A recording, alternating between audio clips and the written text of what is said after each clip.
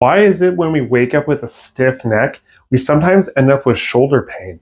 Or when we're playing our sports and then we get a shoulder injury, our neck gets painful and tight. We're going to be covering these two questions and more in today's video. Let's begin with looking at the shoulder first.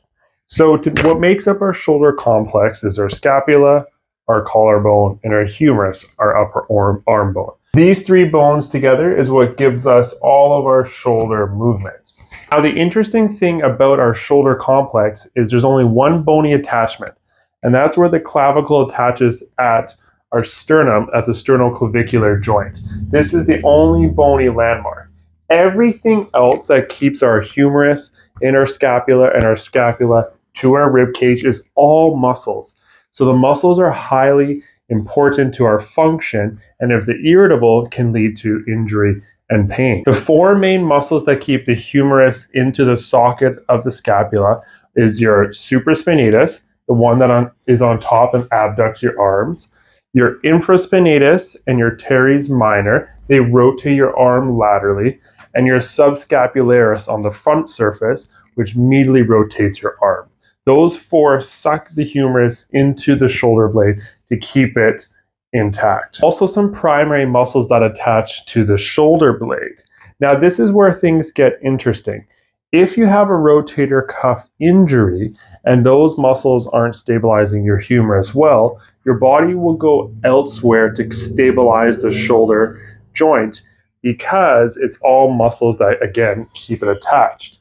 These muscles include things like the upper fibers of traps, the rhomboids, the middle traps, the lower traps, and these pesky little guys at times, the levator scapula. So you have all of these muscles that attach on the shoulder blade up into the cervical and thoracic region.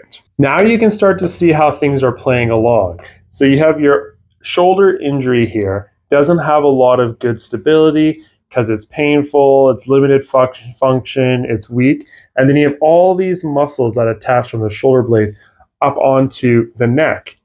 Keeping in mind that all of the nerves from the cervical region also facilitate and give information and tell those muscles what to do and when to do it. So now that you've had the injury in that area, you're going to have tightening of the muscles of the rhomboids, the upper traps, and the levator scapula, causing stiffness into the neck.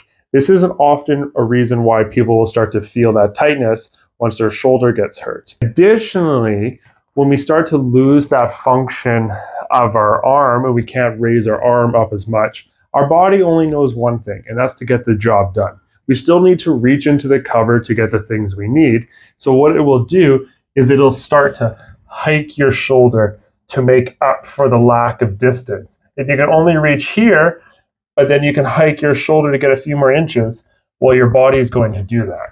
So you will get other muscles stepping in when you don't necessarily want them to, but you need them to. Conversely, when you wake up with a stiff neck one day, or you get a bit of whiplash from a fall or a motor vehicle accident, that can irritate the nerve roots in the cervical region.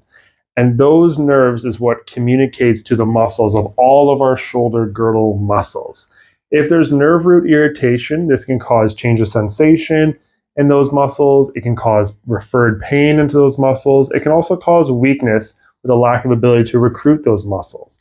So you can start to see that the shoulder blade and the arm are so connected to the neck that we have to always be mindful of both of them if we're ever treating one or the other.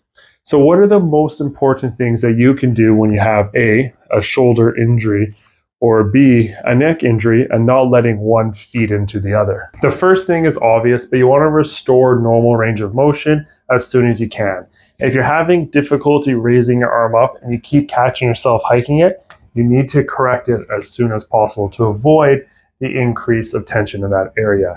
Conversely, if your neck is stiff and tight, you got to kind of think that everything is a little bit extra compromised or at risk of injury.